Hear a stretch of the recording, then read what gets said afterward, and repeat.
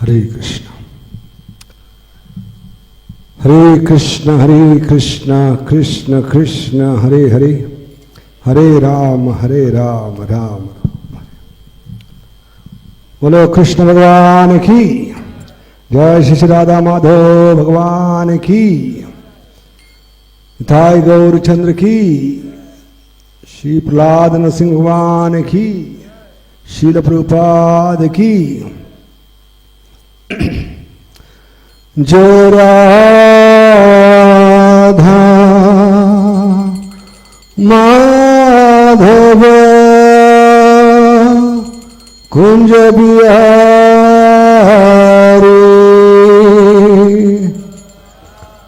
सब बड़े प्रेम से जोर से बोलिए। जो राधा माधव कुंज बिहारी,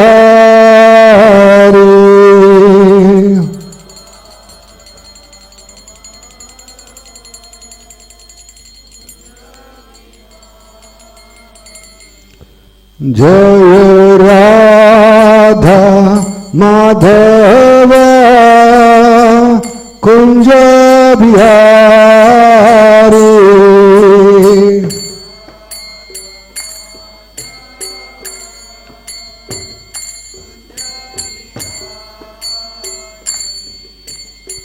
गोपीजन वल्लभ गिरिवरधारी,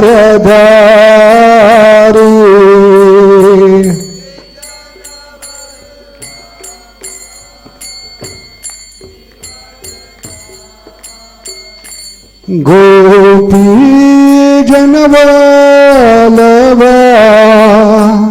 गिरिवरधारी,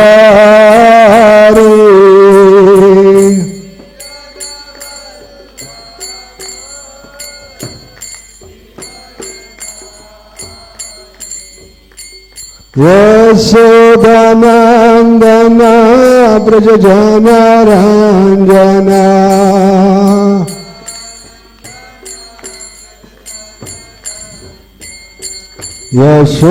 यशोदानंदन ब्रज जन रंजना,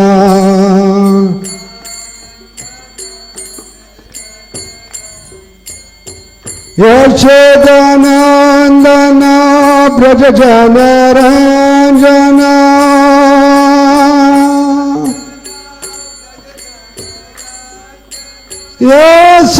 यशोदानंदन ब्रज जन रंजना,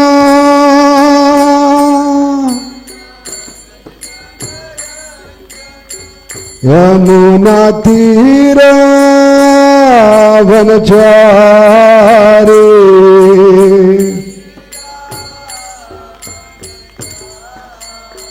यमुना तीर वनचारी,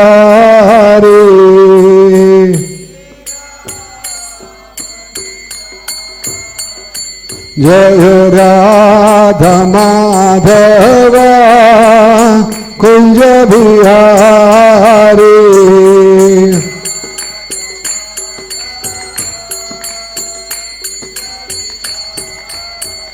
जय राधा माधव कुंज बिहारी,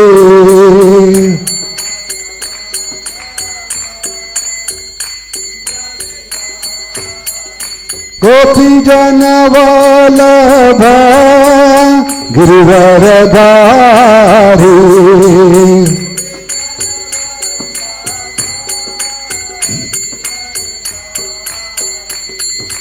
गोपीजन वल्लभ गिरिवरधारी,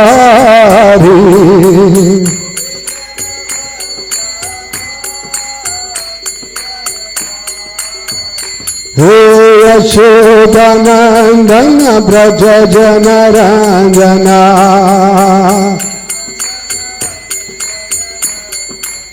यशोदानंदन ब्रज जन रंजना, यशोदनन्दन व्रज जनरञ्जना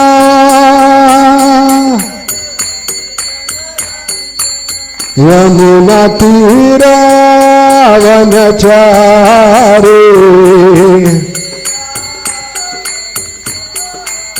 यमुना तीरावनचारी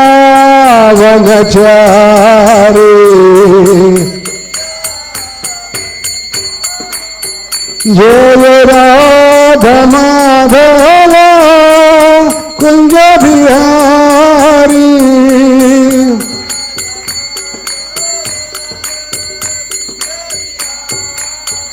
जय राधा माधव राधा माधव राधा माधव जय राधा माधव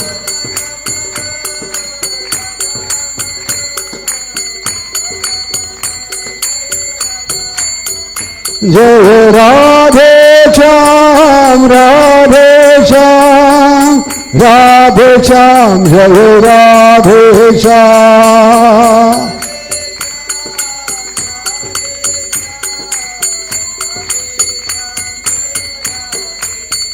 जय कृष्ण बलराम कृष्ण बलराम कृष्ण बलराम जय वृंदावन धाम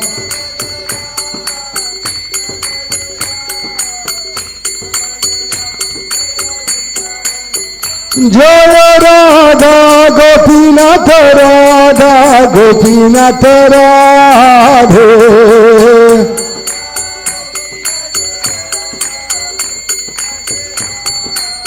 जय श्री गोपाल श्री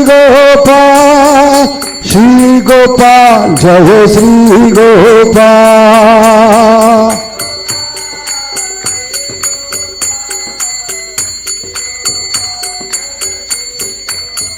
जय गौरनिताय गौरनिताय गौरनिताय जय गौरनिताय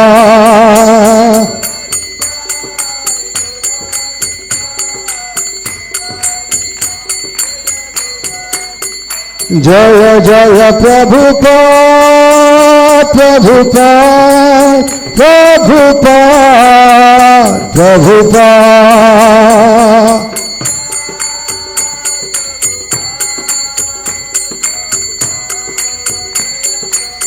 नीक गौर हरि बोल हरि बोल हरि बोल हरि बोल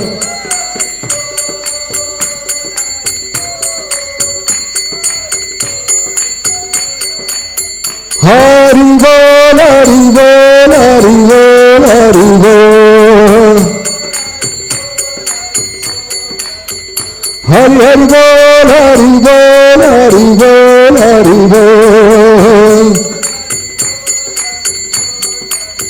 नीक गौर हरि बोल हरि बोल हरि बोल हरि बोल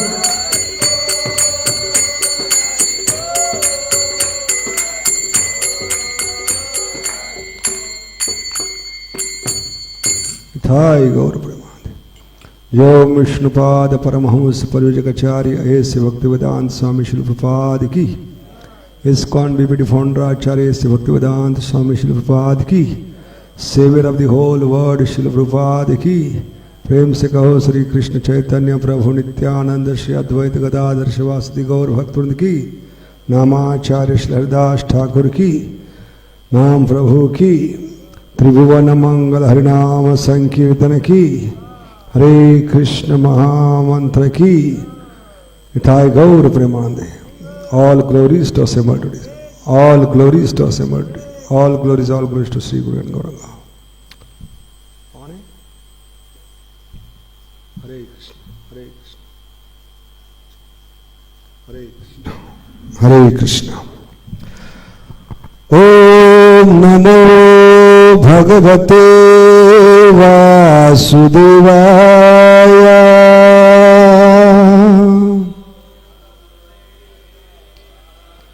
ओम नमो भगवते वासुदेवाय।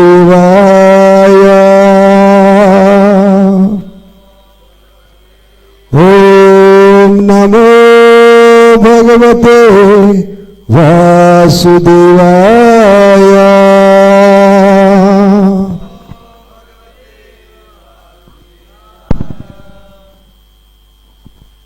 हरे कृष्णा। तो बहुत बहुत धन्यवाद जो भी उपस्थित भक्त है और जो भी सुन रहे, आप अपना इतना कीमती समय निकालकर आज सुबह की इस प्रातःकालीय भागवत कक्षा में आए हैं। तो आज और अगले आने वाले दिनों में हम चर्चा करेंगे भागवतम दशम स्कंद से भगवान की लीलाओं से क्या सीख सकते हैं, विशेष करके साधकों के लिए क्या सीख है, वो भी हरिनाम के संबंध में, जप के बारे में। तो शुरुआत में हम वो लीला लेते हैं जिसका हमें साल भर इंतजार होता है। कौन सी लीला है? दामोदर लीला।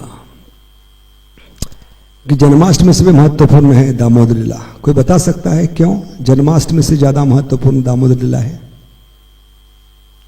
कि जन्माष्टमी की तो एक दिन की होती है, एक रात की, लेकिन दामोदर लीला एक महीना भी कम पड़ता है, इसलिए बहुत ही महत्वपूर्ण है। पूरे बाकी 11 महीने हमें चार्ज करती है ये लीला। बैटरी चार्जिंग के समान है, एक महीना चार्ज करो, बाकी 11 महीने आपकी भक्ति की गाड़ी चल सकती है। इसलिए दामोदर लीला बहुत ही महत्वपूर्ण है।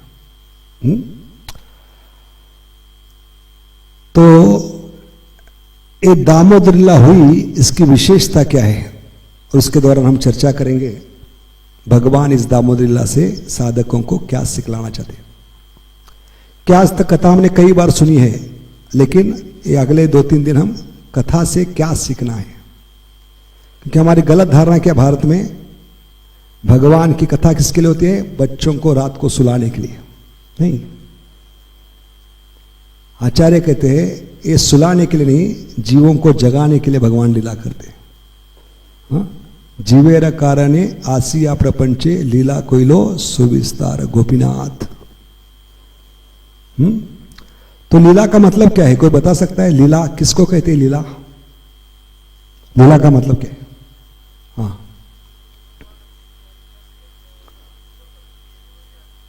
हाँ, स्वेच्छा से। बहुत बढ़िया चीज बताया प्रभु जी ने। तो लीला का मतलब है भगवान अपने खुद के आनंद के लिए और अपने प्रेमी भक्तों के आनंद के लिए लीला करते हैं। इस कार्य को लीला कहते हैं। खुद को आनंद देना और अपने प्रेमी भक्तों को आनंद देना। इसलिए दामोदर अष्टकम में क्या कहते हैं सत्यव्रत मुनि? इति दृक् स्वलीलाभिर आनंद कुंडे। आनंद की कुंड में डुबाने के लिए भगवान लीला करते। और ये स्वेच्छा से, जैसे प्रभु जी ने बताया, भगवान स्वेच्छा से वो शुरू भी कर सकते हैं और जब चाहे वो बंद भी कर सकते हैं। कोई सबूत है भागवत में दशम स्कंद में कि भगवान अपने स्वेच्छा से लीला शुरू करते हैं, जब चाहे शुरू कर सकते हैं, जब चाहे बंद कर सकते हैं। रासलीला। और मृद भक्षण लीला में क्या हुआ? कोई बता सकता है मृद भक्षण लीला में क्या हुआ था? भगवान ने पहली बार अपना ऐश्वर्य दिखाने का प्रयास किया, लेकिन वो भूल गए ब्रज है। ब्रज में भगवान को ब्रज के सीमा के बाहर सब ऐश्वर्य त्याग कर सर्वधर्मान परित्यज्य मामेकम शरणम। ब्रज का शरण लेना है तो सब ऐश्वर्यों को त्याग कर प्रवेश करना पड़ता है। ये भूल गए। वहां भगवत्ता नहीं चलती, कि ब्रज का प्रेम इतना गाढ़ा है, उसकी तुलना मक्खन के गोले के समान की है। किसके समान? मक्खन का गोला। अभी मक्खन का गोला कैसे बनता है? दाने दाने से बनता है कि नहीं? जब मथनी डालकर हम क्या करते हैं? छाछ में घुमाते, मंथन करते, तो क्या निकलता है? धीरे धीरे एक एक दाना निकलता है, एक एक दाना एक साथ आते हैं तो क्या बोलता है? मक्खन को। इसलिए बहुत गाढ़ा होता है। तो ब्रज का प्रेम इस प्रकार गाढ़ा है, समझ गए? ब्रज का प्रेम इतना गाढ़ा है कि उस ब्रज का प्रेम जो मक्खन के गोले के समान है, उसमें भगवान छुप जाते हैं। जैसे कोहिनूर हीरा है, कितना भी अनमोल हीरा हो, कितना भी उसका तेज हो, कितना भी ऐश्वर्य हो, कितना भी वो तेज बाहर फेंकता हो, वो कोहिनूर हीरा अगर मक्खन में छुपाएंगे तो कोहिनूर हीरा कुछ नहीं कर सकता, अपना ऐश्वर्य बाहर फेंक नहीं सकता। इतना गाढ़ा होता है क्या? मक्खन। ऐसे ब्रज का प्रेम मक्खन के गोले के समान है। उसमें सबसे अनमोल हीरा इसका नाम है भगवान। भगवान शब्द की व्याख्या क्या है? ऐश्वर्यस्य समग्रस्य वीर्यस्य यशस्स्य षण्णा इति भगगना। कौन की व्याख्या? पराशर मुनि। किसके बाप है? हाँ, व्यासदेव के पिताजी बाप, उन्होंने व्याख्या की भगवान शब्द की। तो भगवान शब्द का अर्थ क्या है? भग का मतलब है ऐश्वर्य, वान का मतलब है धारण करने वाला। जैसे दाढ़ी धारण करता है उसको कहते हैं हम दाढ़ीवान। क्या कहते हैं? हाँ, जो गाड़ी धारण करता है उसको गाड़ीवान। ऐसे भगवान तो ऐसे भगवान अपनी भगवत्ता, अपना ऐश्वर्य दिखा नहीं पाते, क्योंकि ब्रज का प्रेम मक्खन के गोले के समान है। इसलिए भगवान को सबसे प्रिय है मक्खन, क्योंकि मक्खन ही भगवान को क्या कर सकता है? बांध के रख सकता है। छुप जाते हैं भगवान। भगवान के शरीर से जो तेज निकलता है उसको क्या कहते हैं? ब्रह्म ज्योति, है कि नहीं? ये ब्रह्म ज्योति को कोई छुपा सकता है? जैसे जो मुर्गा होता है वो बांग देता है सुबह सुबह, तो उसकी बांग रोकने के लिए अगर उसको कोई टोकरी के नीचे ढक देगा तो मुर्गा बांग देना बंद नहीं कर सकता, उसका आवाज आएगा।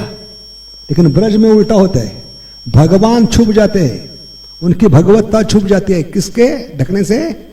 मक्खन के ढक्कन से उनकी भगवत्ता छुप जाती है। भगवान तो ब्रह्म ज्योति की विशेषता क्या है? भगवान के शरीर से जो तेज निकलता है वो सारे सूर्य चंद्र जितने भी लाखों करोड़े सारे ब्रह्मांडों में उनको वो प्रकाश देते हैं। प्रकाश का स्तोत्र है भगवान के शरीर से निकलने वाली ये अंग कांति, जिसको ब्रह्म ज्योति कहते हैं। इस ब्रह्म ज्योति की भी विशेषता है, इसलिए उनको स्वयं भगवान कहा है, क्योंकि इनको समझना बहुत कठिन है। क्या विशेषता है ब्रह्म ज्योति की? कि साधारणतः भौतिक जगत में नियम क्या है? कौन सा कलर प्रकाश बाहर फेंकता है? कौन सा कलर? लाइट कलर या डार्क कलर? Light colour. लेकिन भगवान का सब कुछ उल्टा फुल्टा है, इसलिए उनको समझना बहुत मुश्किल है डार्क कलर है कि नहीं? श्याम वर्ण है, लेकिन भौतिक जगत में ऐसा होता नहीं कि ब्लैक कलर डार्क कलर तेज बाहर फेंके। लेकिन भगवान के शरीर से जो श्याम वर्ण है, डार्क कलर है, वहां से तेज बाहर निकलती है। और ऐसा तेज जो कोई छुपा नहीं सकता, वो छुप जाते हैं ब्रज में, क्योंकि ब्रज का प्रेम मक्खन के गोले के समान है। और इसके विपरीत द्वारका का प्रेम पिघलता घी। कितनी सुंदर तुलना किया आचार्य ने। द्वारका का प्रेम क्या है? पिघलता घी। पिघलते घी में कितना भी आप अनमोल हीरा छुपाने का प्रयास करो, वो तेज को छुपा नहीं सकते। ऐसे द्वारका में अपना ऐश्वर्य भगवान को प्रकट करना ही पड़ता, लेकिन ब्रज में सर्वधर्मान परित्यज्य। तो भगवान को मक्खन इतना क्यों प्रिय है? कोई बता सकता है? भगवान को इतना प्रिय क्यों है मक्खन? क्योंकि मक्खन में 3 विशेष गुण होते हैं। क्या 3 विशेष गुण होते हैं मक्खन में? सबसे मुलायम, सबसे ताजा, सबसे सफेद। 3 गुण। तो क्या सीख सकते हैं साधक? हम क्या सीख सकते हैं मक्खन से? कुछ तो सीखना चाहिए क्योंकि भगवान को मस्का लगाना है तो पता नहीं चाहिए मस्का क्या होता है मक्खन को क्या कहते हैं? मस्का कहते कि नहीं? तो भगवान को मस्का मारना है तो मक्खन की विशेषता क्या पता होनी चाहिए। 3 गुण तो पता चले, सबसे ताजा, सबसे मुलायम, सबसे। तो जीवात्मा का हृदय जब तक मक्खन के समान नहीं बनता तब तक आपके जीवन में माखन चोर चोरी करने के लिए नहीं आएंगे, क्योंकि भगवान सबसे बड़े चोर है, चोरों के सरदार, चोरों के राजा भगवान है और रूप की रानी राधा रानी। पिक्चर का नाम था कि नहीं, चोरों का राजा रूप की रानी। ऐसे राधा माधव कौन है, माधव जी कौन है, चोरों के सरदार। चोराग्रगण्य अष्टकम क्या कहते हैं बिल्वा मंगल ठाकुर। क्योंकि भगवान पूरे जीवन में एक ही बिजनेस किए, भगवान ने अपने बिजनेस लाइन कभी चेंज नहीं की। कभी समय मिला तो कार्तिक में करेंगे माखन चोर की विशेषता, पर्दे पर पर्दाफाश कर देंगे। तो भगवान की विशेषता क्या है, पूरे जीवन भर एक ही बिजनेस किया है। आजकल लोग 6 महीने में बिजनेस बदलते, कोरोना के कारण, बिजनेस में घाटा होने के कारण हर 6 महीने में, साल में लाइन बदलते। प्रोफेसर होता है वो कबाड़ी भी बन सकता है कि नहीं? तो इतना लाइन चेंज करते पता नहीं चलता आदमी कौन है। लेकिन भगवान की विशेषता क्या है, कंसिस्टेंसी। पूरा जीवन एक ही बिजनेस किया। क्या बिजनेस, चोरी का बिजनेस। अवतार लेने से पहले ही चोरी की। क्या चोरी की है भगवान ने, अभी तक अवतार नहीं लिए लेकिन चोरी का काम शुरू किया। चोरी चोरी मामा कंस के कारागृह में अवतरित हुए। मामा को पता नहीं चला, मामा को मामा बना दिया है कि नहीं। कैसे आए, चोरी चोरी आए और गए भी चोरी चोरी, मामा को पता नहीं चला, कभी आया भांजा और कभी चला गया। इस प्रकार मामा को भी मामा बना दिया। चोरी चोरी आए और चोरी चोरी गोकुल चले गए।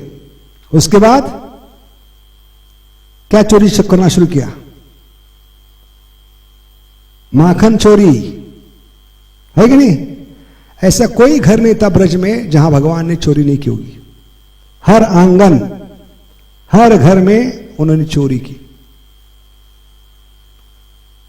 तो चोरी करने के बाद शिकायत करने के लिए ब्रजवासी गोपियां कहां जाती थी,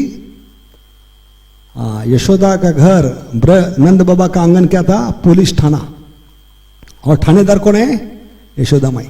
अभी भौतिक जगत में ऐसा होता है क्या कि थाने में जाकर लोग हंस रहे, कपड़े फाड़ रहे, नाच रहे, हमारा भाग्य खुल गया, हम बर्बाद हो गए, हम लूट गए, खुशी से नाच रहे, बल्ले बल्ले कर रहे, होता है कभी।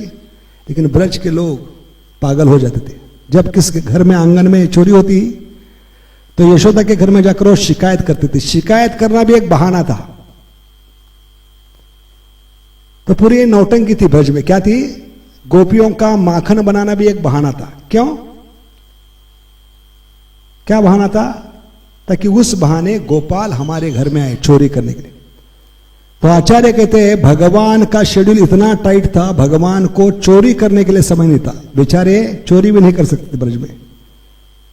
कि सुबह सबके साथ उठते तो यशोदा माई क्या करती थी, उनको पकड़कर नहलाती थी, श्रृंगार करती थी, खिलाती थी और दोपहर की पोटली बांधकर कहां भेजती थी, जॉब पे। क्या जॉब था, गैया चराना। इसलिए इनको समझना बहुत कठिन है आनंद कोटि ब्रह्मांड नायक लक्ष्मी के पति, लेकिन धंधा क्या कर रहे हैं, गाय चराना।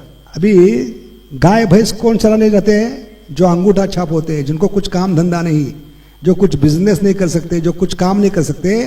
गांव में क्या कहते हैं, बेटा कम से कम भैंस तो चराने के लिए जाओ। इसलिए बड़े बड़े इनको समझने में चकराते हैं। यद मुह्यंति ही सूर्य नमे विदु सुरगणा, एक कारण है। अनंत कोटि ब्रह्मांड नायक है, लेकिन क्या कर रहे हैं, गैया चर रहे। अरे गलती दुर्योधन ने की। दुर्योधन के सामने चयन था, वो भगवान को भी चयन कर सकते थे। और दूसरी ओर क्या था, द्वारका का ऐश्वर्य, यदु सेना थी। लेकिन दुर्योधन की भावना क्या थी, बिना शस्त्र अस्त्र, ये तो ग्वाला है, ग्वाले को लेकर कुरुक्षेत्र की युद्ध भूमि पे दूध नहीं निकालना है, युद्ध करना है। ऐसे देवता चकराते हैं इनको समझने में। क्योंकि साधारण एक मोर पंख अपने केसों बालों में क्या करके धारण करके वो सारे जगत को आकर्षित करते। बोलो मोर मुकुट बंसी वाले की। एक साधारण मोर ने फेंका हुआ पंख, क्या भगवान को कमी है मुकुटों की? लक्ष्मी के पति है, वैकुंठ के नाथ है, वो वैकुंठ पति है। हीरों के, जवाहरातों के, सोने के, चांदी के मुकुट जितने चाहे पहन सकते, लेकिन एक साधारण फेंका हुआ जंगल में मोर ने मोर पंख धारण करके वो इतने सुंदर लगते हैं, मोर मुकुट पर। और क्या बजाते हैं? गिटार बजाते हैं। क्या बजाते हैं? बंसीधारी, वेणुधारी। वेणु क्या है? देखने के लिए भौतिक दृष्टि देखा जाए तो वेणु क्या है? एक बांस का टुकड़ा जो जंगल में किनारे, नदी किनारे पड़ा है, उसकी कोई कीमत नहीं। लेकिन वो बांस जब भगवान की सेवा में लगते हैं तो सारे जगत को हिला देती है, उत्पात मचा देती है। इसलिए इनको समझना बहुत कठिन है। साधारण बांस को उठाकर उसमें 9 छेद बनाते हो। कितने? बांसुरी में कितने छेद होते हैं? 9 छेद। और अपने अधरों को लगाकर वो अपने हृदय से आवाज जब फूंकते हैं बांसुरी में, तो बहने वाली चीज स्तब्ध हो जाती है और स्तब्ध चीज बहने लगती है। इसलिए यमुना कौन है और यमुना के पत्थर कौन है समझ में नहीं आता, क्योंकि यमुना के पत्थर पिघल जाते हैं बांसुरी सुनकर और बहने लगते किसके समान? यमुना के समान। और यमुना की हालत क्या है? यमुना पत्थर बनती है, तो कौन से पत्थर है कौन से यमुना है पता नहीं चलता। और इस बांसुरी में ताकत क्या है? ये बांसुरी से, ये बांस से क्या बनते थे? गोपियों के घर बनते थे। पहले जमाने में सीमेंट, कंक्रीट, ईंट, पत्थर, मार्बल, मेटल से घर नहीं बनते थे। किससे बनते थे? झोपड़ी, बांस। तो ये बांस ही है जो गोपियों का घर बसाता है। लेकिन वही बांस जब भगवान के अधरों को स्पर्श करता है तो गोपियों का घर उजाड़ देता है। बोलो बंसीधारी की। है कि नहीं? कितनी ताकत है इसमें। इसलिए इस भगवान को समझना बहुत कठिन है। ऐसे भगवान को चोरी करने के लिए ब्रज में समय नहीं था, क्योंकि सुबह सुबह मां उठाती है, नहलाती है, श्रृंगार करती है। सुबह का ब्रेकफास्ट इतना हेवी होता है। इतना क्या होता है? हेवी को क्या कहते हैं? इतना भारी होता है कि सुबह का ब्रेकफास्ट को क्या कहते हैं? नाश्ता। सुबह का नाश्ता इतना भारी होता है, वो नाश्ता हजम करने के लिए मामा को खिलौने भेजने पड़ते। कौन है मामा? कंस मामा। तो अपने भांजे का नाश्ता हजम करने के लिए हजाम मामा को रोज खिलौने भेजने पड़ते। इसलिए मामा इतना प्रेम करते थे भांजे से, रोज Mathura to Vrindavan daily parcel.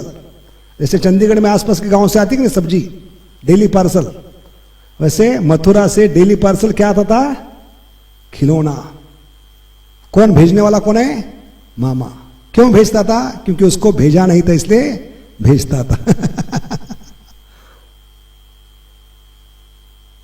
और वो खिलौना कभी वापस नहीं जाता था, क्योंकि भगवान का वचन है जो मेरे धाम आता है वो कभी वापस नहीं जाता। यद गत्वा ना निवर्तन्ते तद धाम परमं मम। क्योंकि भांजा इतना एक्सपर्ट था, रोज उसको तोड़ने के बाद, मरोड़ने के बाद भांजे को भूख लगती थी। ये महामा ने भेजा हुआ खिलौना एपेटाइजर था। क्या था? हाँ, भूख बढ़ाने के लिए। पहले पिलाते हैं कि नहीं होटल में? बिल बढ़ाने के लिए क्या पिलाते हैं? जूस पिलाते हैं, अलग अलग सैलड खिलाते हैं ताकि बिल बढ़ता जाए। ऐसे भूख बढ़ाने के लिए मामा भेजता था एक खिलौने। उनको तोड़ने के बाद, मरोड़ने के बाद भांजे को भूख लगती थी। उसके बाद वो यमुना किनारे 1 बजे अपना दोपहर का लंच बॉक्स खोलते थे। क्या कहते उसको? पोटली।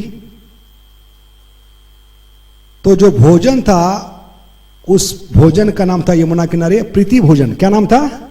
हाँ। और वहां से प्रभुपाद ने शब्द उठाया, संडे लव फीस्ट। किस पे फीस्ट करना है? लव पे प्रीति भोजन, रविवार के दोपहर की प्रीति भोजन। क्यों प्रभुपाद ने क्या है? क्योंकि भगवान तो रोज करते हैं यमुना किनारे, हमें कम से कम उस लीला में प्रवेश करने के लिए ट्रेनिंग लेना है तो हफ्ते में एक दिन तो अप्रेंटिस लेनी होगी प्रैक्टिस करनी होगी। इसलिए प्रभुपाद ने हमें ये दिया है। तो इस प्रकार भगवान दिन भर इतने बिजी होते थे कि उनको चोरी करने के लिए समय नहीं, क्योंकि सुबह उठते तो चोरी नहीं कर सकते। मां पकड़कर नहलाने के लिए की गई, श्रृंगार हो गया, फिर नाश्ता हो गया, फिर तुरंत वन में भेज दिया, तो समय कहां है? बेचारे चोरी नहीं कर सकते। और रात शाम को जब लौटते हैं, क्योंकि इनका नाम ही शाम, शाम को भी शाम को घर लौटना पड़ता है, क्योंकि माता पिता राह देख रहे। तो सिर्फ यशोदा और नंद राह नहीं देखते, पूरे ब्रज की गोपियां, ग्वाल बाल, बच्चे, गाय बछड़े सब राह देखते। पूरे गांव के लोग ब्रज के सीमा पर आकर उस ओर आंखें लगाकर बैठते कि हमारे दिल के तारे लौट रहे। तो उनको कैसे पता चलता? इसी दिशा से हमारे दिल के तारे आ रहे। जीपीएस तो नहीं था, व्हाट्सएप नहीं था, मैसेज नहीं था, कैसे पता चलता था? हाँ, क्योंकि नंद बाबा की अकेले कितनी गैया थी? 9 लाख गई। जब 9 लाख गैया एक साथ चलती है तो उनके खुर से जो धूल उड़ती है वो किसके समान प्रतीत होती है? झंझावात के समान, आंधी तूफान के समान। तो आकाश में जो झंझावात उठ रही है वो देखकर उनको पता चलता था इसी दिशा से हमारे दिल के तारे आ रहे। और सारे ब्रज की नजर उन पे होती थी। तो सारे ब्रज की नजर उन पे है तो चोरी कैसे कर सकते? और जैसे ही ब्रज में प्रवेश करते हैं तो यशोदा माई फिर से पकड़ती है, नहलाती है, खिलाती है, सुलाती है। तो बेचारे भगवान इतने टाइट शेड्यूल में थे कि चोरी करने के लिए समय नहीं था। इसलिए भगवान ने अपने सखाओं को लेकर गोपियों से मीटिंग की कि चोरी करने के लिए हमें एक विशेष समय निकालना पड़ेगा। जब सारा ब्रज सोता होगा उसी समय मैं सुबह सुबह अपने कमर की बांसुरी निकालकर क्या करूंगा? वीडियो कॉल करूंगा कि चोरों की बारात निकल चुकी है, माल तैयार रखना लाल किले के पीछे तो सुबह सुबह ब्रह्म मुहूर्त में गोपियां क्या बनाती थी? मक्खन। इसका कारण क्या है? कि ऐसा नहीं था कि गोपियों को दिन भर समय नहीं था, लेकिन भगवान को समय नहीं था, इसलिए गोपियां सुबह सुबह ब्रह्म मुहूर्त में क्या बनाती थी? मक्खन। और ये मक्खन बनाने में बहाना था, क्योंकि मक्खन के बहाने वो आते थे गोपियों का दिल चुराने के लिए। समझ गए? मक्खन एक बहाना था। तो भगवान इस प्रकार गोपियों का दिल चुराने के लिए, इसलिए गोपियां बहुत एक्सपर्ट थी मक्खन बनाने में, क्योंकि भगवान को सबसे प्रिय क्या है? सबसे ताजा, सबसे मुलायम, सबसे नाजुक मक्खन। तो ये गोपियों की भावना लेकर महाप्रभु आए। क्यों गोपियों की भावना लेकर? क्योंकि हमारा दिल पत्थर दिल बन चुका है, क्योंकि हम पत्थर युग में रहते। पाषाण युग, कलयुग का एक नाम क्या है? पाषाण युग में रहते रहते हमारा दिल भी क्या बन चुका है? पत्थर बन चुका है। ऐसे पत्थर दिल को जब तक मक्खन का गोला नहीं बनाते तब तक भगवान हमारे जीवन में चोरी करने के लिए नहीं आएंगे। समझ गए? इसलिए महाप्रभु आए हैं गोपियों की भावना लेकर। रम्या काचित उपासना और वधु, कहते कि नहीं, सबसे उपासना बड़ी किसकी है? गोपियों की, क्योंकि वो एक्सपर्ट है मथनी घुमाने में, मक्खन बनाने में। तो ऐसी गोपियों की भावना लेकर आए। तो क्या सीख सकते हैं इससे हम? कि साधक भी गोपी के समान ब्रह्म मुहूर्त में उठकर क्या करना चाहिए? सुबह सुबह सारा जगत जागने से पहले हमें भगवान के लिए क्या बनाना है? मक्खन बनाना है। यानी हमारा दिल जो पत्थर दिल है उसमें मथनी घुमाना है 2 घंटे। अरे मथनी भी लेकर आए। कौन सी मथनी है? हरे कृष्णा मथनी। हरे कृष्णा कृष्ण कृष्ण हरे हरे, हरे राम राम राम। जितना प्रेम से समय देकर ये मथनी घुमाएंगे उतने जल्दी हमारा पत्थर दिल क्या बनेगा? मक्खन का गोला। तभी माखन चोर हमारे दिल में प्रवेश करेंगे। तो ये सबसे बड़ी सीख है साधकों के लिए। तो इस प्रकार भगवान क्या करते हैं? माखन चोरी करते हैं जब छोटे थे। उसके बाद थोड़े बड़े हो गए, जवानी में आ गए, किशोरावस्था में, तो भगवान ने बिजनेस चेंज नहीं किया। अभी माखन की जगह गोपियों के वस्त्र चुराना शुरू किए, है कि नहीं? राधा रानी का हृदय भी चुराया है। राधिका हृदय चोरम। और आज भी वो चोरी करे। क्या चोरी करे? जो उनके चरणों का आश्रय लेते, जो उनके नामों का आश्रय लेते, उनका अजन्म का पाप चुराते हैं। इसलिए चौराग्रह ने रोज पढ़ना चाहिए। अभी दामोदर अष्टक के साथ क्या पढ़ना चाहिए? बिल्वा मंगल ठाकुर रचित चौराग्रह ने अष्टकम पढ़ना चाहिए। बहुत ही सुंदर है। तो हम देखते हैं कि भगवान माखन की ही चोरी क्यों करते हैं? प्रश्न उठता है कि नहीं? क्योंकि यशोदा मायनी में एक बार पूछा, क्या पूछा था? किसको पता है? कि लाला मेरे कई दिनों से एक प्रश्न है। क्या प्रश्न है? घर में इतनी सारी चीजें खाने की, रोटी है, दाल है, चावल है, राजमा है, लेकिन आप माखन ही क्यों चोरी करते हो? क्या उत्तर दिया लाला ने?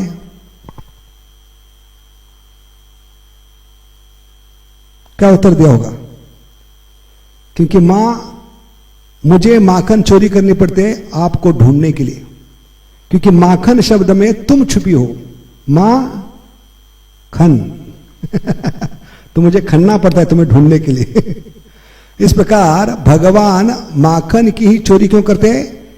क्योंकि आचार्य कहते हैं इसका संबंध साधकों से है। माखन चोरी करने का संबंध साधना भक्ति से है। क्योंकि शरीर मटके के समान है। किसके समान है? मटके के समान। एक पंच महाभूतों से बना हुआ शरीर किसके समान है? मिट्टी का शरीर है। मटका किससे बनता है? मिट्टी से बनता है। शरीर भी मिट्टी से बना है। तो शरीर किसके समान है? मिट्टी के समान है, मटके के समान है। तो मटका होने से माखन नहीं बनेगा। मटके में क्या डालना पड़ेगा? दही डालना पड़ेगा। तो दही की विशेषता क्या है? उसमें विकार होता है। शीघ्रम विकार विकार विशेष योगा, है कि नहीं? तो दूध में विकार डालने से दही बनता है। तो दही क्या है? दूध का परिवर्तित रूप है, विकार रूप है दही। ऐसे शरीर जो मटका है उसमें दही होना चाहिए। और शरीर में क्या बैठा है? मन। मन में भी विकार होता है। कितने विकार होते हैं? कितने विकार होते हैं मन में? काम, क्रोध, लोभ, मद, मोह, मत्सर। तो मटका है, मटके में दही भी है कि नहीं? तो इसलिए भगवान हमें मनुष्य जीवन में क्या देते हैं? मथनी भी देते हैं। भगवान ने शरीर दिया है, भगवान ने मन दिया है। अरे मक्खन बनाने के लिए भगवान क्या देते हैं? मथनी भी देते हैं। मथनी क्या है? हरे कृष्ण कृष्ण कृष्ण हरे हरे, हरे राम राम राम। तो मन के मंथन से निकलने वाला जो कृष्ण प्रेम है, क्या निकलेगा? मन का रोज बड़े प्रेम से, श्रद्धा से मंथन करेंगे तो क्या निकलेगा? धीरे धीरे मक्खन निकले। उस मक्खन पे हक किसका है? जिसने मटका दिया, जिसने दही दिया, जिसने मथनी दिया, उसका माल हो गया वो। इसलिए भगवान का पूरा पूरा हक है, क्योंकि हर चीज भगवान से आती है। अहम सर्वस्य प्रभो। जिसपे सिर्फ अधिकार कृष्ण का ही हो सकता है और होना चाहिए। और यही कारण था कि भगवान किसी भी हालत में माल कंस तक पहुंचने नहीं देते, बीच में ही गायब करते। एक कारण बताया गया क्यों सांक्रिक खोर में भगवान गोपियों को लूटते थे? क्योंकि उनकी भावना क्या थी, हमारी बेचारी गोपियां ब्रह्म मुहूर्त में उठकर इतना मेहनत करके मक्खन बनाती है और ये मलाई कौन खा रहा है, मामा कंस खा रहा है, तो माल वहां तक नहीं पहुंचना चाहिए, इसलिए रास्ते में लूटते थे। क्योंकि ये कंस को अर्पण करना ये व्यभिचार होगा, हक मेरा है, मैं लूटूंगा, क्योंकि बेचारे हमारे ब्रज के ग्वाल बाल लुकड़े हुए और ये मलाई खाकर सांड बनता जा रहा है। इसलिए भगवान क्या करते थे, उनको अर्पण करने नहीं देते। और क्या विशेषता है माखन चोरी की, कोई बता सकता है? भगवान की माखन चोरी की विशेषता क्या है? अभी भौतिक जगत में किसी चोर की पूजा नहीं होती, याद रखिए, होती भी है तो जूतों से होती है। विशेष करके बंबई में कोई चोर पकड़ा जाता है ट्रेन में पॉकेट मारते हुए या चेन खींचते हुए, तो क्या करते हैं वहां की पब्लिक, पहले ट्रेन की चेन खींचते, भले उसने गले की चेन खींची है, पब्लिक क्या करते हैं, ट्रेन की चेन खींचते और उसको नीचे उतार कर प्लेटफॉर्म पे क्या करते हैं, इतना धोते हैं, इतना धोते हैं, क्योंकि हाथ में खुजली होती है, घर में बच्चों को नहीं मार सकते, पत्नी को नहीं मार सकते, ऑफिस में बॉस को नहीं मारते, तो कई दिनों की जो खुजली है वो पूरी करते हैं किस पे उतार कर, छोड़ते, इतना मारते हैं पूरा शरीर फूल जाता है, कपड़े निकालकर अंडरवेयर पे भेजते उसको। तो घर वाले भी पहचान नहीं पाते कि घर में नया आदमी कौन आ गया, इतनी पिटाई होती है कि नहीं? लेकिन भगवान ऐसे चोर है कि जिनकी पूजा होती है दियों से, नमामीश्वरम सच्चिदानंद रूपम लसत कुंडलम गोकुले ब्रजमानम। एक दिन नहीं, 2 दिन नहीं, सुबह शाम पूरा महीना, और लगता है महीना पूरा होने के बाद पुढच्या वर्षी लवकर या। है कि नहीं? गणपति को बोलते कि नहीं, गणपति बप्पा मोरया, पुढच्या वर्षी लवकर या। ऐसे लगता है कि कार्तिक महीना कभी आएगा, इतना बेसब्री से इंतजार करते इस चोर का, क्योंकि वो आते हैं हमारा दिल चुराने के लिए साल में एक बार। तो ये भगवान की विशेषता है कि भगवान की पूजा होती है दियों से। अबे दिया क्यों दिखाते हैं? दिया का भी मतलब है, भगवान को दिया ही क्यों दिखाते? क्योंकि हम बोल सकते हैं भगवान को कुछ तो दिया, इसलिए उसका नाम क्या है, दिया। नहीं तो बोलना पड़ेगा दिया नहीं दिया, क्या बोलना पड़ेगा, दिया नहीं दिया। तो दिया का मतलब क्या है? मनुष्य शरीर दिए के समान है।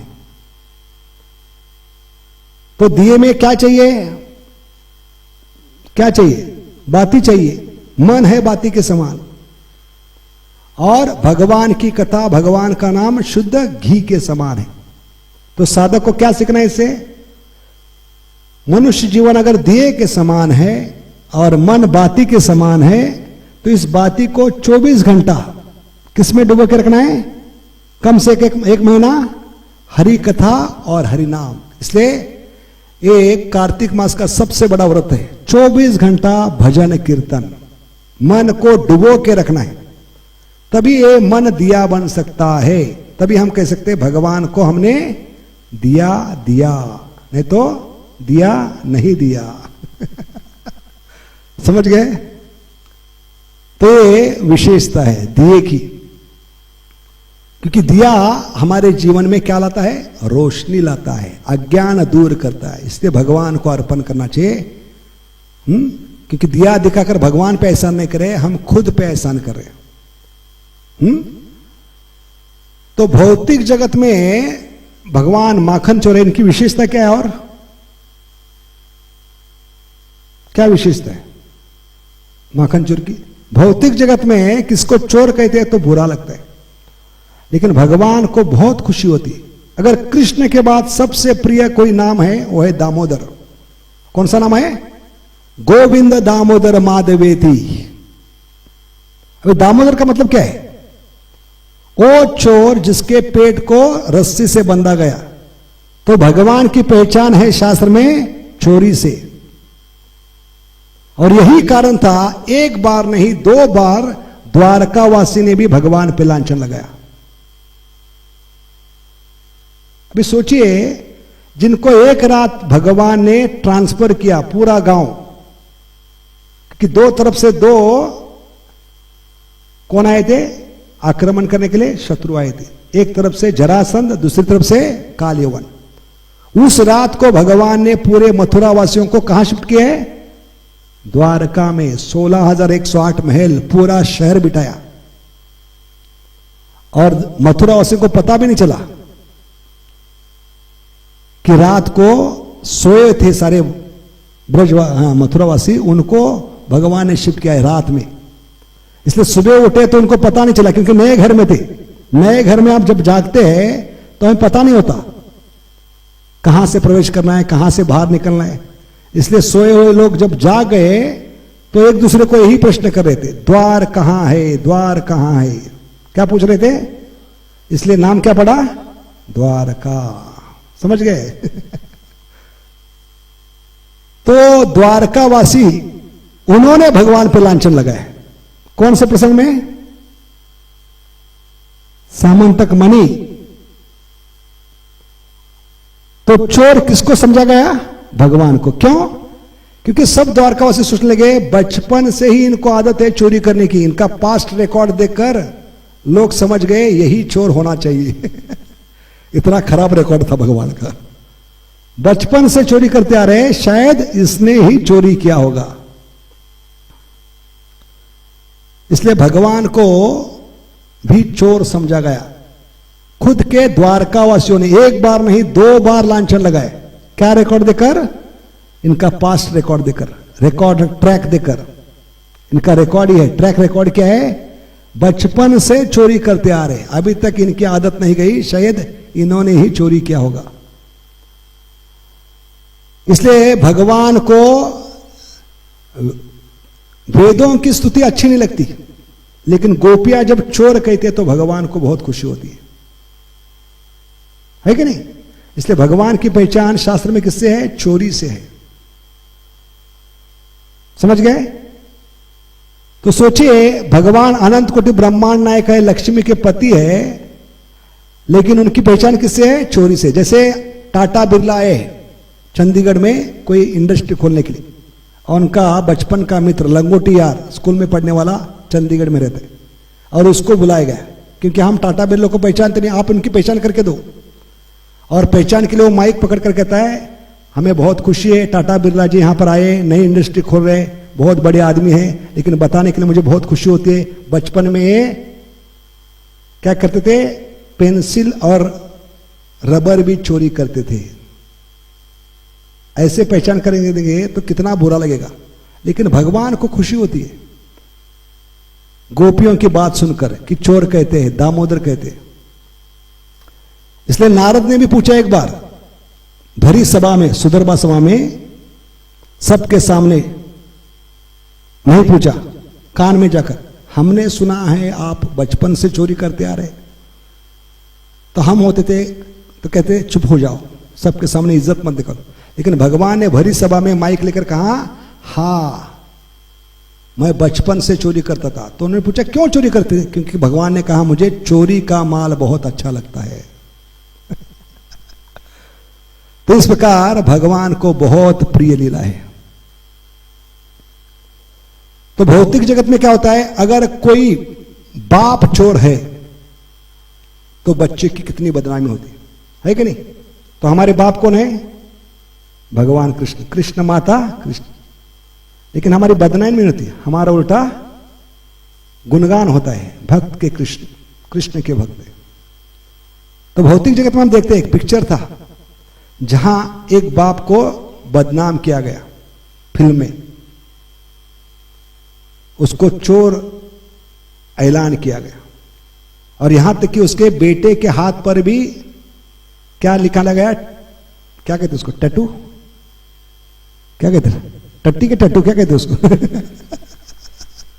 टैटू बड़े अक्षर में लिखाया जाता है, मेरा बाप चोर है।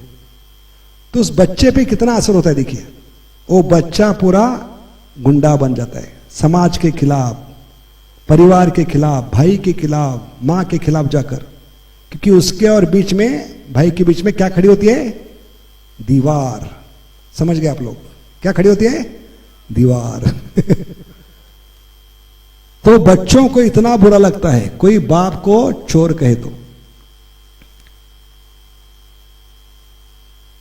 लेकिन भक्तों को खुशी होती है। हमारे राधा गोपीनाथ भक्त समाज में एक भक्त फिल्म इंडस्ट्री में काम करते, और उन्होंने खुद अपने हाथ पे टैटू निकाला है। क्या लिखा है? उन्होंने भी लिखा है, मेरा बाप चोर है। मेरा बाप भी चोर है, लेकिन क्या लिखा है? माखन चोर है। तो भक्तों को गर्व होता है कि भा भले चोर है, लेकिन क्या है? पूजनीय है। ये भगवान की विशेषता है। तो अगली विशेषता क्या है माखन चोर की? किसी स्कैंडल में, किसी चोरी में आदमी पकड़ा जाता है तो उसका फोटो खींचने नहीं देते।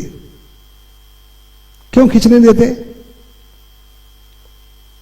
मीडिया वाले, न्यूज़पेपर वाले, टीवी वाले उसका फोटो खींच नहीं सकते।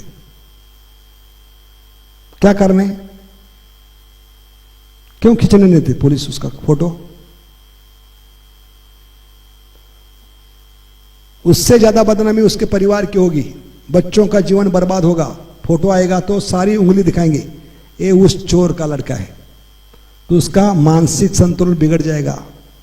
Will be mental case, will be harassed.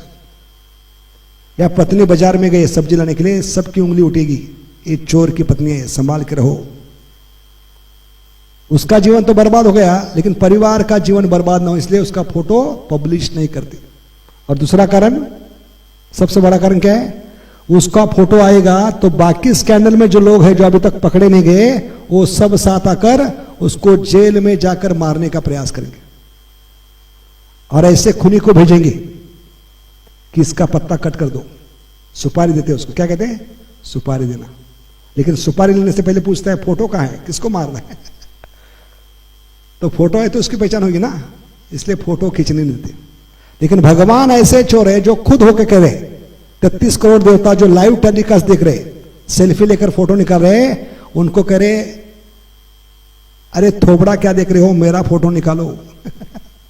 ये पहले चोर है जो खुद होकर कह रहे, मेरा बढ़िया फोटो निकालो, ताकि आने वाली पीढ़ियां 1 महीने तक इस फोटो की पूजा करे। नमाम ईश्वरम सच्चिदानंद रूपम लसत कुंडलम गोकुले ब्रजमानम।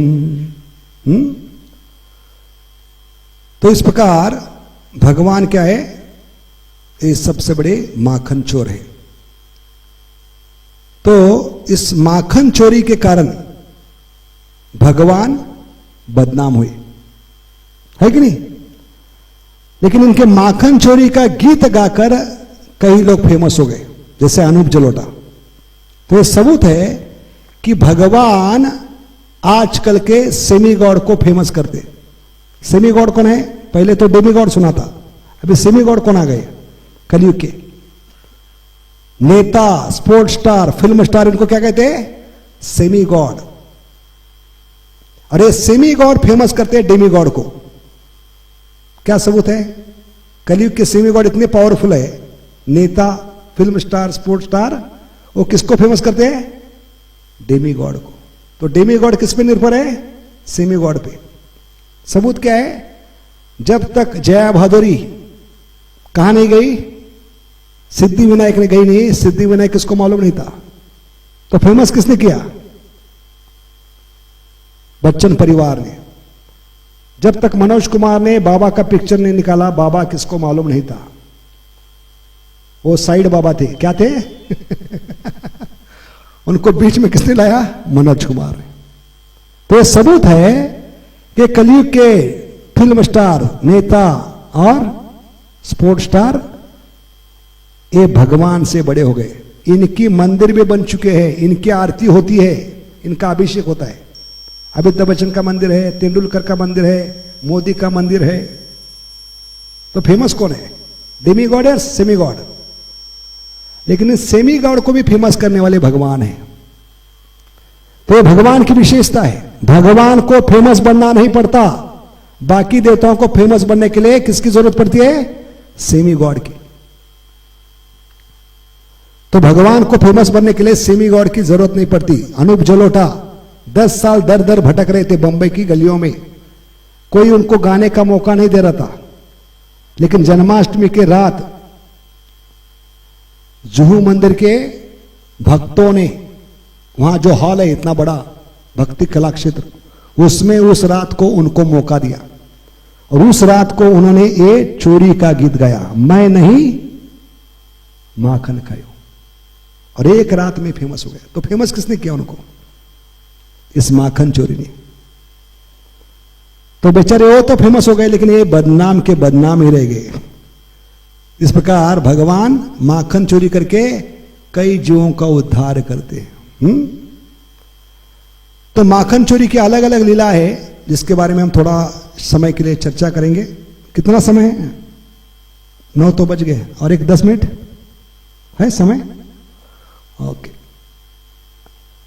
तो एक बार यशोदा माई ने रंगे हाथ पकड़ा, जबकि उनके मुंह पे मक्खन लगा था।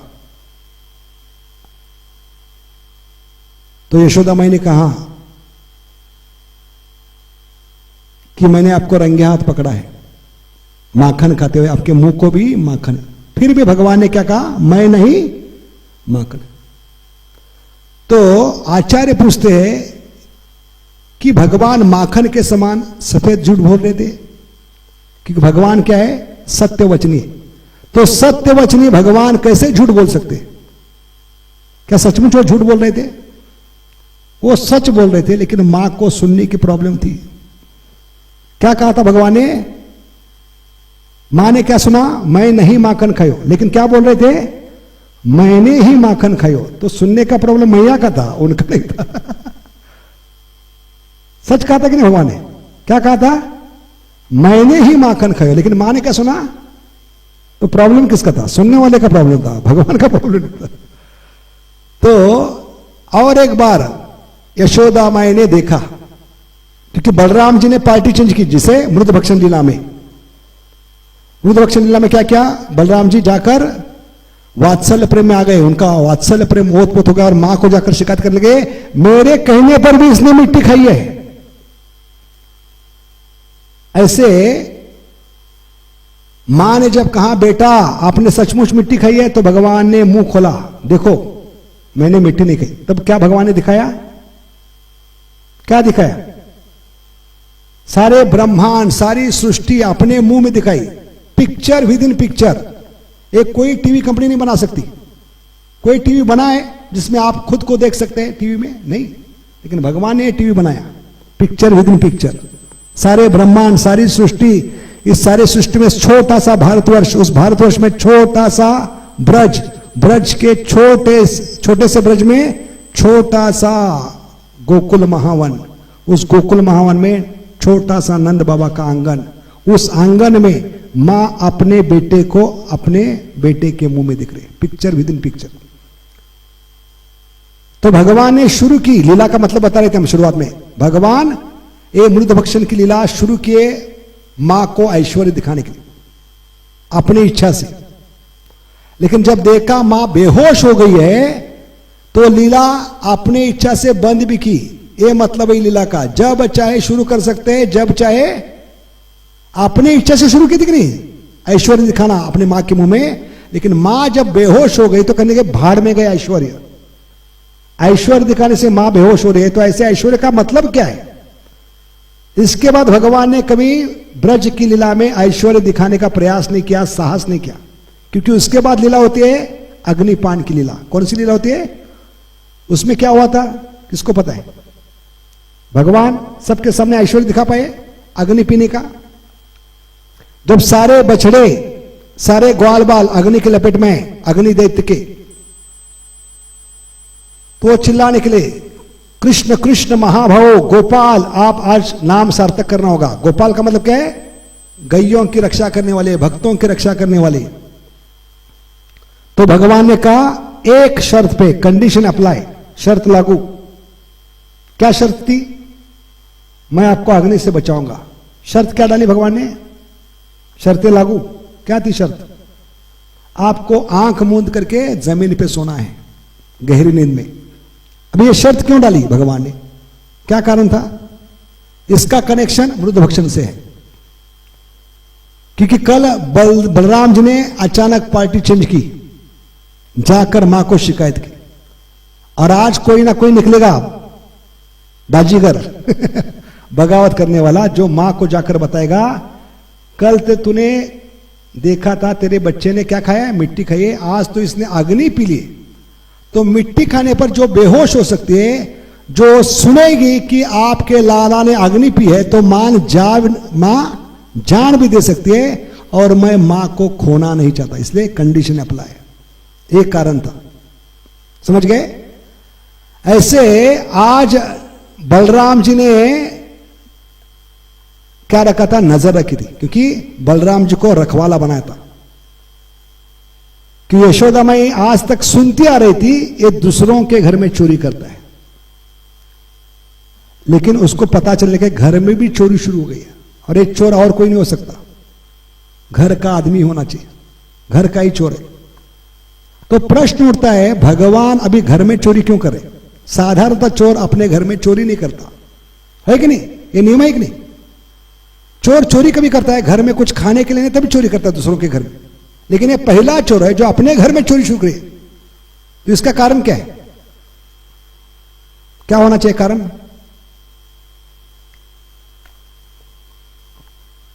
क्योंकि भगवान इतने क्या है, संवेदनाशील व्यक्ति है, he is most super sensitive personality.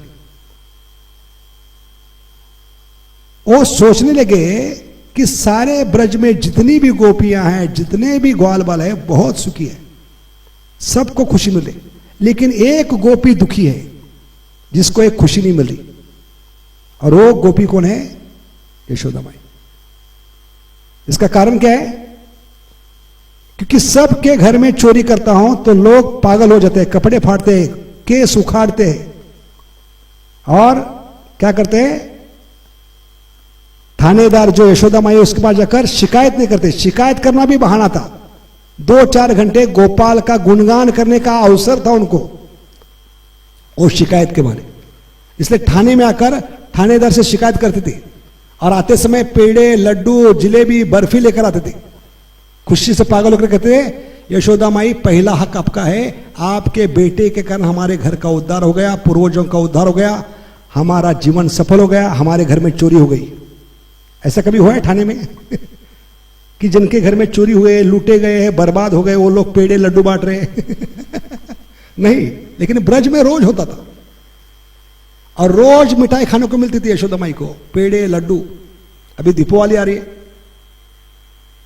पड़ोसी हमको क्या देते हैं, मिठाई बॉक्स देते हैं, घर में मिठाई बनाते, नमकीन बनाते, ला के देते, लेकिन हमको भी देना पड़ता है वापस, नहीं तो कितना दिन दूसरों को खाएंगे।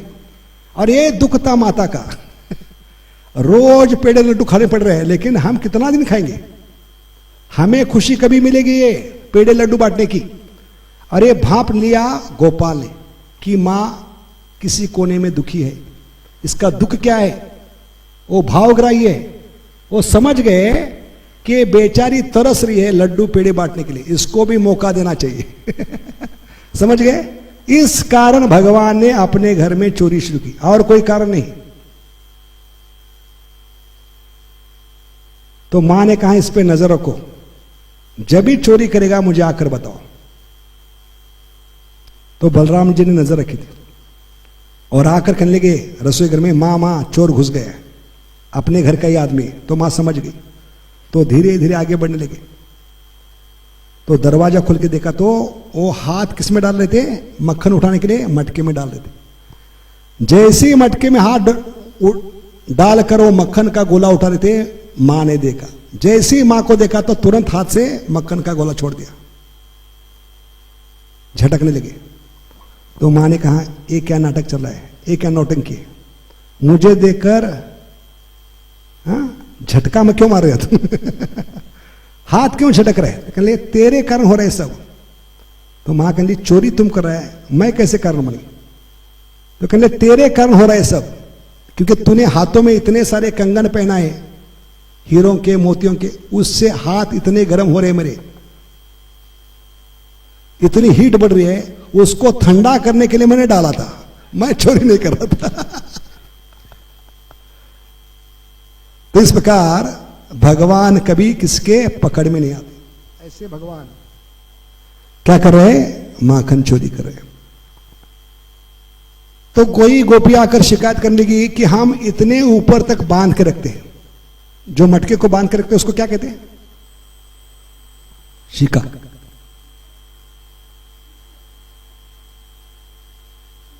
चीता, चीता, हाँ चीता अंधेरे में रखते हैं, फिर भी मालूम नहीं कैसे वहां तक पहुंचता है। कैसे पहुंचते होंगे? क्योंकि गोपियां शिकायत करती है कि आप इतने गहने पहनाती हो, इतने आभूषण पहनाते हो, शायद उनका जो प्रकाश निकलता है उसके कारण, इसलिए गहने पहना बंद करो।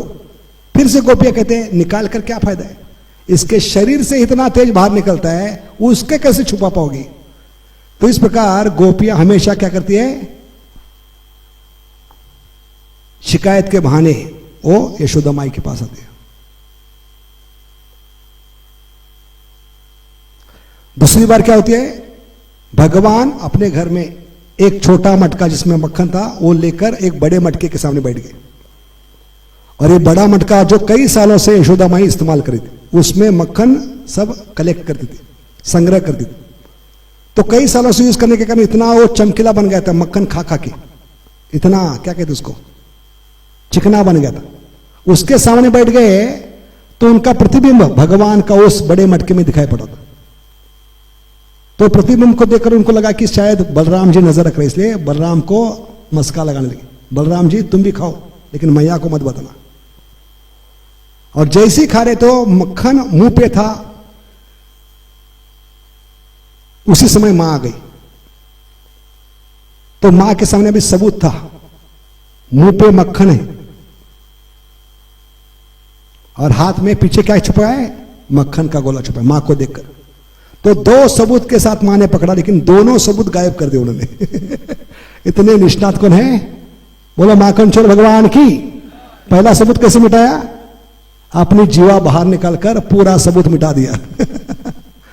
और दूसरा हाथ सबूत मां कहने लगा अभी ये सबूत का क्या करोगे तुम? तो कहने लगा मां मैं तुम्हारा सच्चा रखवाला हूं, ये जो है ना ये प्रतिबिंब को दिखा कर ये चोरी कर कर भाग रहा था, लेकिन मां ने कहा मैं इस घर का रखवाला हूं, तुम्हें चोरी नहीं करने दूंगा, उससे हाथ से निकाल के ले रहा था तभी तुम आई, मेरी गलती नहीं।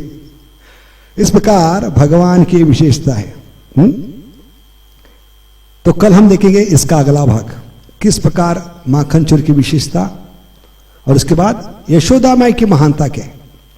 क्योंकि ये लीला हुई है मां और बच्चे के बीच में, लेकिन हम क्या कहते हैं? जय राधा दामोदर। इसका मतलब क्या है?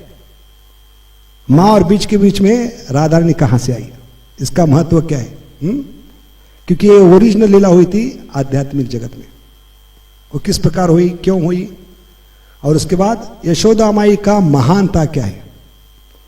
क्योंकि सुखदेव महाराज दिल खोलकर यशोदा माई की सुंदरता और महानता की गुणगान करते हैं इस दामोदर में। क्योंकि यशोदा माई नहीं होती तो ये दामोदर कभी नहीं होती, ये ध्यान रखिए। इसलिए उसका नाम है यशोदा। यशोदा का मतलब है यश देने वाली, दा का मतलब है देने वाला, देने वाली। नारदा मतलब क्या हो गया? जीवों को नारायण देने वाले नारदा। मुकुंदा यानी जीवों को हर एक प्रकार की मुक्ति देने वाले मुकुंदा। तो यशोदा का मतलब क्या हो गया? हाँ, भगवान को भी यश दे के गई। किस लीला में? दामोदर। इसलिए भगवान फेमस हो गए दामोदर के नाम से। तो उनको फेमस करने वाली कौन है? यशोदा। इस यशोदा का महत्व क्या है, उनकी महानता क्या है, ये कल का विषय होगा। बहुत बहुत धन्यवाद। हरे कृष्णा। क्योंकि ये मानसिक तैयारी है हमारी, जो 15 दिन के बाद कार्तिक आने वाला है, उस कार्तिक महीने की ये तैयारी है, मन से तैयारी करना है। क्योंकि हम 15-20 साल से इसको एक रिचुअल बना के रखे। तो दिल से भगवान को स्वीकार करने के लिए ये आवश्यक है, मन की तैयारी करें। ठीक है, हरे कृष्णा। और इस दौरान साधकों को क्या सीखना है ये भी हम बताएंगे। बहुत बहुत धन्यवाद। हरे कृष्णा। बोलो माखन चोर भगवान की, दामोदर लीला की, कार्तिक मास की, बोलो राधा रानी की, व्रजेश्वरी की, ऊर्जा व्रत की, शील प्रभुपाद की, सामवेद गौर भक्त वृंद की, निताय गौर प्रेमानंद।